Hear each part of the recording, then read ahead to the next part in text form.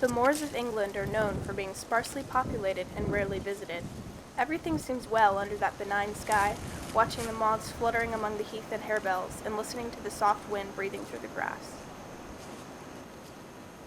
But beneath the ground, here, in this churchyard, lie the last remnants of a twisted story that some believe is far from over. The history behind these 3 graves is a tale of loss and love, and how the combination of the two can drive you mad, and maybe how that madness leads to eternal unrest for both you and those you love. When I'm here, I wonder how anyone could imagine unquiet slumbers for the sleepers in this quiet earth. This land is so peaceful, and everything so quiet. This is Mr. Lockwood.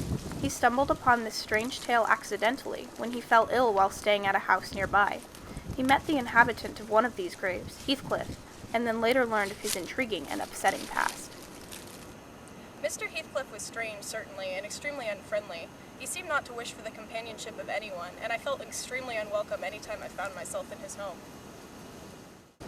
But even his odd manner didn't cause me to suspect anything like the true reasons behind his gruffness. We talked to Nellie Dean, the woman who originally told Mr. Lockwood the strange tale of Heathcliff and his companions. She knew the inhabitants of all 3 graves from the time they were children until their unfortunate ends, and she was more than happy to give us her version of events. They were all fairly ordinary children, but they all had their faults. Mr. Heathcliff most of all. He wasn't treated right when he was a child, and it caused his head to fill with horrible thoughts. He was obsessed with revenge from the time he was barely more than a child, and I'll tell you, he nearly succeeded in ruining all of our lives. We've learned from the locals that part of the reason Heathcliff was so bent on revenge was his unrequited love for Catherine Linton, the wife of Edgar Linton. He hated the latter and loved the former. I think one of the worst decisions Heathcliff ever made was wishing for Catherine to remain restless on this earth after her death.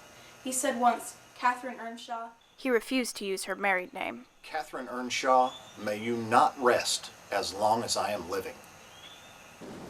He'd have her drive him mad before he'd lose her completely, and though I don't believe in phantoms, many others believe she did just that, and he certainly was mad from her memory, if not from her ghost. As his death grew nearer, he started wandering the moors for hours, and he didn't eat for days, and he constantly had an unnatural look of excitement and pleasure on his face. I'd rather him have his usual scowl than scare me so with such a peculiar expression. I remember one day he just sat at the table for a long time, barely listening to a word I said, watching something in the distance that no one but him could see. Part of me wants to think it was Catherine, but my head knows that such a thing is impossible. Despite Ms. Dean's reluctance to believe in ghosts, her accounts of Heathcliff's behavior and language show sufficient evidence of supernatural involvement, and evidence of an unrestful spirit doesn't come from only one source. Mr. Lockwood had his own strange experience on one night when he stayed at Heathcliff's home. The night I was ill at Wuthering Heights, I found myself in the late Catherine Linton's bedroom. I was lying in bed when I heard a tapping at the window.